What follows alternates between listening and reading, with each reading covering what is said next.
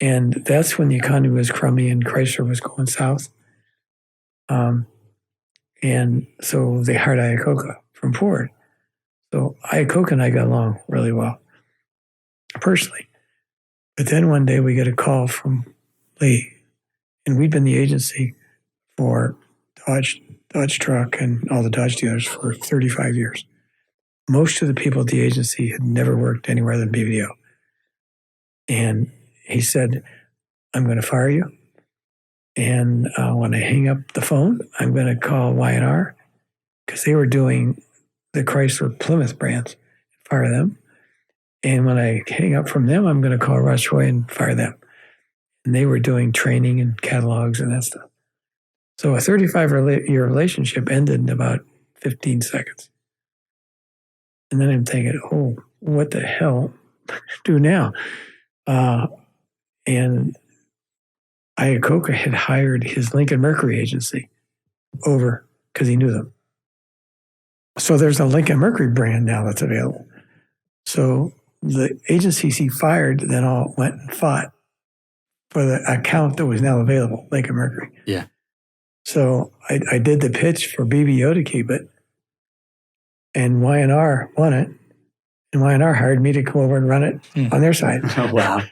So then I would join Y&R, but I had to fire all these people before, which was really hard. Because again, you're firing people who had never looked for a job. They'd been there 30-some years. They didn't do anything wrong. They got families, they got kids in college. And it was really hard for me and I grew up a lot then. Yeah. I'll never forget the one guy that I called in, and he knew what we were going to talk about. And before he started, he brought in a photo. And it was his kids and his wife. He put right in front of him. He said, okay, now what are we going to talk about? So I knew what I was going to say was going to affect his family. That's so tough. Oh, it was really hard. So anyway, I ended up going to Y&R. And with the promise I'd get out of the car business. I'd go to them, but I didn't want to be on Lincoln Mercury. So went to New York, went through they had a Harvard case study kind of a competition. And it was for 12 weeks. And I was the highest level person Y&R had ever hired from outside because they were a promotion from within, privately held firm.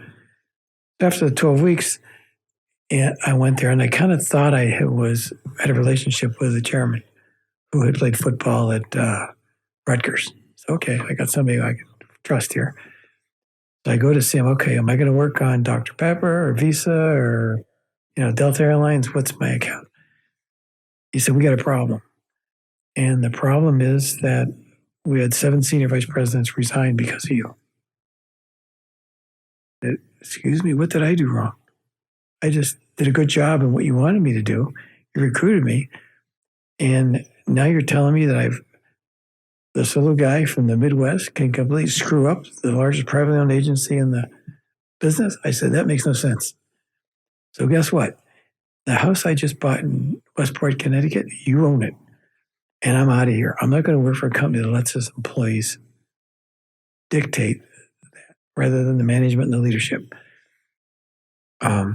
And I came back to Detroit. My wife was pregnant at the time. I said, guess what? We're not moving to New York. That house we bought in Connecticut you like, we're not going to keep it. That for sale sign we have in Birmingham, pull it out of the ground. And I don't know what I'm going to do. So I came back, and that's when I started an agency. Wow, that's an incredible career trajectory. Very, very impressive.